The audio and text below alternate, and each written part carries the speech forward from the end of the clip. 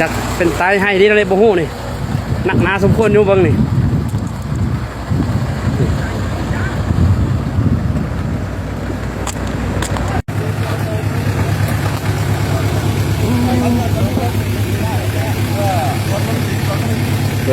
ทำกับคนนี้แหละ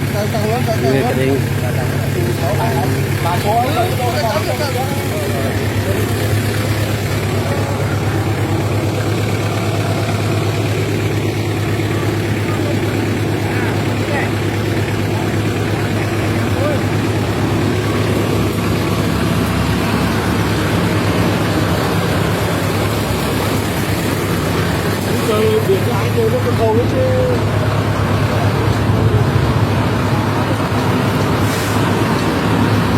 กันยัง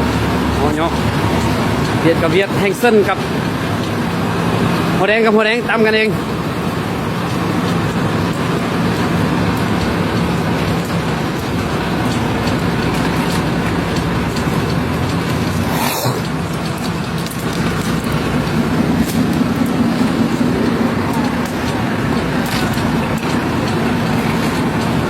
หน้ามันเลยกระตูทำเพราะว่าต้นมูลเข้ามา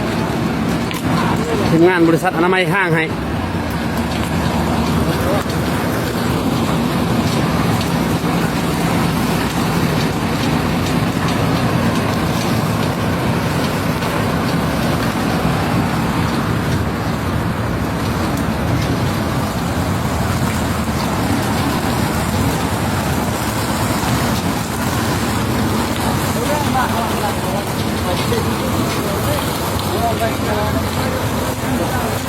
บริลากนะคันนี้นะมันห้อยน้ำสินะ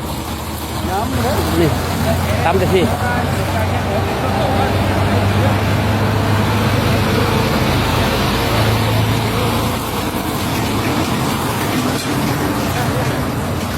ใช่เป็นรูปบ้าบริกระโปรงในคลิปเลยเนี่ยโปรงในคลิปก็ติดแว่นตามนี่นี่แหมเบอร์ก็คืนได้ลุงนี่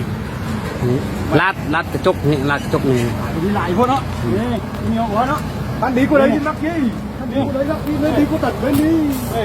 มายกแหมเกิบยังตกอยู่นี่เกิบนะพูดโอ้โหลดเลยยางคุณเลือกดิ